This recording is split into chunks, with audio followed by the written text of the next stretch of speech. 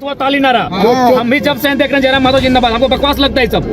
अगर सही में आपका खून खोल रहा है तो उस खून खोलते हुए आक्रोश को बचा के रखिए और जितना अधिकारी है निकालिए सड़क में, जूता मारिए सबको। अरे आपने तो हद कर दिया। और आप क्या बयान दे रही है इंटरव्यू में कि कुछ दिनों पहले, अरे आप जब विधायक बनी है ना मैडम, तब से आप में ये तेवर है।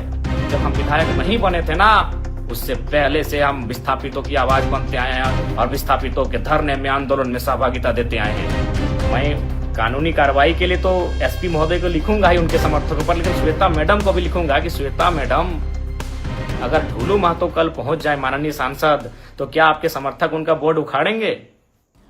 नमस्कार, आप देखना शुरू कर चुके हैं लाइव इंडिया हर पल। मैं हूं आपके साथ रेखा मिश्रा। जयराम महतो की पार्टी जेएलके ने आज बोकारो बंद बुलाया है और इस बंद का व्यापक असर जो है वो बोकारो में देखने को मिल रहा है। दरअसल बोकारो में जयराम महतो और बोकारो विधायक श्वेता सिंह आमने सामने हो चुके हैं और वर्चस्व की ये लड़ाई इतनी ज्यादा उग्र हो गई है कि इसको लेकर के आज जयराम महतो ने खुद अपने एक्स हैंडल पर आज के बोकारो बंद की कल ही घोषणा कर दी थी। पूरी खबर आपको विस्तार पूर्वक बताएंगे, लेकिन आप सुनिए जयराम महतो ने जब बोकारो बंद को लेकर के लोगों से आह्वान किया और साथ ही इस बंद को सफल बनाने को लेकर के सोशल मीडिया के माध्यम से उन्होंने अपने समर्थकों को एकजुट होकर के बोकारो में जुटने का ऐलान किया। और मैं श्वेता मैडम को एक पत्र भी लिखूंगा। मैं कानूनी कार्रवाई के लिए तो एसपी महोदय को लिखूंगा ही, उनके समर्थकों पर, लेकिन श्वेता मैडम को भी लिखूंगा कि श्वेता मैडम, अगर ढूलू महतो कल पहुंच जाए माननीय सांसद, तो क्या आपके समर्थक उनका बोर्ड उखाड़ेंगे? बोकारो के पूर्व विधायक अगर ब्रंची नारायण जी अगर वहां पहुंच जाएं, तो क्या आपके समर्थक उनका बोर्ड उखाड़ेंगे? क्योंकि बोकारो जिला से हमारे योगेंद्र प्रसाद मंत्री जी आते हैं। कल को अगर विस्थापितों के समर्थन में योगेंद्र प्रसाद मंत्री जी पहुंच जाएं, तो श्वेता मैडम, क्या आपके समर्थक और आप उनका बोर्ड उखाड़ेंगे? क्या कल को रघुवर दास जी चूंकि गिरिडीह आए थे, हो सके कल बोकारो अगर आ जाए पूर्व मुख्यमंत्री रघुवर दास जी, क्या आपके समर्थक उनका बोर्ड, उनकी गाड़ी का नंबर प्लेट उखाड़ेंगे? अरे आपने तो हद कर दिया। और आप क्या बयान दे रही है इंटरव्यू में कि कुछ दिनों पहले, अरे आप जब विधायक बनी है ना मैडम, तब से आप में ये तेवर है। जब हम विधायक नहीं बने थे ना, उससे पहले से हम विस्थापितों की आवाज बनते आए हैं और विस्थापितों के धरने में, आंदोलन में सहभागिता देते आए हैं। क्या बात करती हैं मैडम? आप एक स्त्री थी इसीलिए मौन रहे, आप एक नारी थी इसलिए मौन रहे। बाकी आपको स्वयं मालूम है आपने आज क्या कृत्य किया। हमने ना आपको कुछ बोला था, हम तो, मेरी गाड़ी वहां खड़ी हुई थी, हम तो केवल आपकी, हमारी गाड़ी गई थी ना, हमको तो मालूम भी नहीं आप एक महिला हो के विधायक हो के इस प्रकार आई। पहले तो विरोध किया, हमने आपसे पूछा कि मैडम क्या बात है, क्या बात है? आपने पहला लाइन यही कहा कि मेरा विधानसभा, आप कैसे आ सकते? हद है भाई। कल को मैं पूछ रहा हूं, बोकारो के ही मंत्री योगेंद्र प्रसाद, अगर कल को योगेंद्र प्रसाद आ गए उस धरने में, उस बंदी में, या फिर विजया चगर पीड़ित परिजनों से मिलने के लिए, या फिर उस गेट में जहां विस्थापित धरने पर बैठे हैं, तो क्या विधायक मैडम आप योगेंद्र प्रसाद जी का विरोध कर पाएंगी? या कल को ढूलू महतो चूंकि सांसद हैं, अगर ढूलू महतो जी पहुंच गए, क्या आपके समर्थकों में, आप में वो कुव्वत है कि आप उनका नंबर प्लेट उखाड़ देंगे?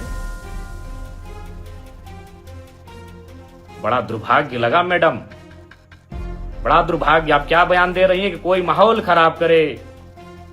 तो मैं देखता हूं अगर कल को ढूलू महतो जी जाते हैं, ब्रंची नारायण जी जाते हैं, तब आप क्या बोलते हैं। देखिए, मैं आपको स्पष्ट कहना चाहूंगा, सबको नहीं पच रहा है कि जयराम महतो किसी आंदोलन में आए, जो कि अगर वो आएगा तो सट्टी की बात होगा। और बाकी कहना नहीं चाहिए मैडम, लेकिन जब आपने हद पार किया है तो मैं सुनी खबर आपको सुना दूं। सुने आपके घर में आपके रिश्तेदार कहिए या आपके खास कहिए, उनको ठेका मिलता है बीएसएल में। तो ये दोहरी राजनीति मत कीजिए विधायक मैडम। अभी आप दुख जता रहे हैं और आपके ही लोग वहां ठेका लेते हैं। तो असली बात तो जनता को मालूम है कि आपको तकलीफ जयराम महतो के जाने से तकलीफ क्यों हुई, क्योंकि आपको मालूम है कि जयराम महतो आएगा तो दूध का दूध और पानी का पानी बात होगा। ये किससे छुपा है? चलिए, नाम लेने में अचरज का है। सुने आपके पति महोदय को वहां ठेका मिलता है, अभी करोड़ों का ठेका मिलता है, तो आप में मुझे देखकर आपका बौखलाना तो लाजमी है। चलिए, फिर भी बुरा नहीं मानते हैं, क्योंकि लड़ाई विस्थापितों की है, लड़ाई विस्थापितों की है। बाकी हमारे समर्थक, हमारे कार्यकर्ता आपको मर्यादित रूप में उत्तर दे देंगे। आपको गांव जाना है, गांव में हमारे कार्यकर्ता, हमारे समर्थक आपको उत्तर दे देंगे, नियमता देंगे। लेकिन आपका ये जो बयान, ये भर्सन कि बोकारो मेरा है, बोकारो विधानसभा मेरा है, वही तो हम देख रहे हैं। अगर कल योगेंद्र प्रसाद, चूंकि तो गोमिया के विधायक हैं, आपके हिसाब से वो गोमिया के विधायक हैं, अगर वो कल चले जाते हैं माननीय योगेंद्र प्रसाद, तब आपके समर्थक उनका बोर्ड तोड़ते हैं कि नहीं तोड़ते, ये भी हम देखेंगे। ढोलू महतो जी अगर चले जाते हैं तो आपके समर्थक उनका बोर्ड तोड़ते हैं कि नहीं तोड़ते हैं, हम ये भी देखेंगे। और अगर ब्रंची नारायण पूर्व विधायक बोकारो अगर जाते हैं कल विस्थापितों से मिलने या धरना स्थल पर, तो आपके समर्थक उनका बोर्ड तोड़ते हैं कि नहीं तोड़ते हैं, यह भी हम देखेंगे। ये दुर्भाग्यपूर्ण है, आपकी संकीर्ण सोच को आश्चर्य लग रहा है कि आप इतना संकीर्ण, आपकी सोच कैसे हो गई आज। खैर, सोच आपकी संकीर्ण कैसे हुई, और हम तो बिल्कुल स्पष्ट कहेंगे, झारखंड वासियों, विस्थापितों, विधायक मैडम के साथ जितने लोग पीछे खड़े थे, आप करीब से उनको चेक कर लीजिए, वो झारखंडी नहीं थे। विधायक मैडम के पीछे जितने लोग थे, जो बोर्ड हमारी गाड़ी का, चूंकि हम पीछे आ गए, हमारे समर्थक भी हमें घेर लिए थे, हमारे समर्थक नहीं, जो विस्थापित लोग थे धरने की, दादा आप मत जाइए उधर, उसी बीच उन्होंने हमारी गाड़ी को तोड़ फोड़ करना शुरू किया। और हमने पहले ही कह दिया था कि उनको जो करना है करे, वो नारी हैं, हम कुछ नहीं बोलेंगे। बल्कि हमने आपको प्यार से बुलाया कि मैडम बात क्या है, क्यों यह व्यवहार आप कर रही हैं। ये बहुत ही दुर्भाग्य की बात है, आपका जो ये व्यवहार रहा, ये बहुत ही दुर्भाग्य की बात है। लेकिन फिर भी हम उस पर चर्चा नहीं करेंगे, क्योंकि यहाँ सवाल विस्थापितों के साथ न्याय का है। बाकी आपको हम एक पत्र लिख रहे हैं, उस पत्र का आशा करते हैं आप उत्तर देंगे। दरअसल बोकारो में जब विस्थापितों पर सीआईएसएफ जवानों की ओर से लाठीचार्ज किया गया, तो इस घटना में एक युवक की मौत हो गई। इस युवक की मौत के बाद जयराम महतो जब उस युवक से मिलने के लिए पहुंचे, तो बोकारो में विधायक श्वेता सिंह और जयराम महतो के समर्थक आपस में भिड़ गए। यहाँ पर हम आपको एक तस्वीर दिखा रहे हैं, इस तस्वीर को गौर से देखिए। इस तस्वीर में जयराम महतो की गाड़ी जैसे ही बोकारो पहुंचती है, श्वेता सिंह, जो कि बोकारो में फिलहाल वहां की वर्तमान में विधायक हैं, उनके समर्थक जयराम महतो को देख करके आग बबूला हो उठते हैं और उनकी गाड़ी में तोड़फोड़ करते हैं। इसको लेकर के भी जयराम महतो ने अपने एक्स हैंडल से इसकी जानकारी दी है और पुलिस से इस मामले में तुरंत कार्रवाई की भी मांग की है और इस घटना की पूरी तरीके से उन्होंने निंदा भी की है। पूरी खबर भी बताएंगे, लेकिन इस वीडियो को पहले आप सुनिए कि कैसे दोनों समर्थक आपस में भिड़ गए।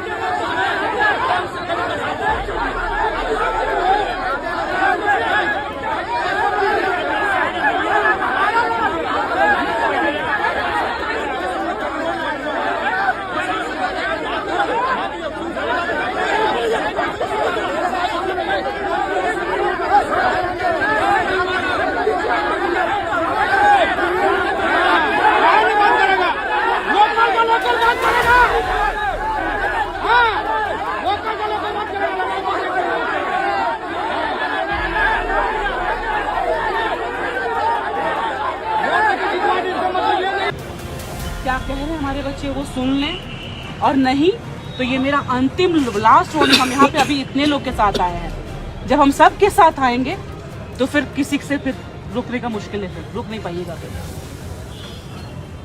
और हम नहीं चाहते हैं ना कि बीएसएल की हिस्ट्री में कोई ब्लैक चैप्टर हो, वो ब्लैक चैप्टर होगा, क्योंकि हमको ये गोली से ना डर वर नहीं लगता है, कुछ नहीं कर सकता दिन तक गोली लाठी से जब जान ले चुके हैं तो हम लोग सारे लोग जान देने के तैयार हैं। जान देना तो जान दीजिए, ठीक है।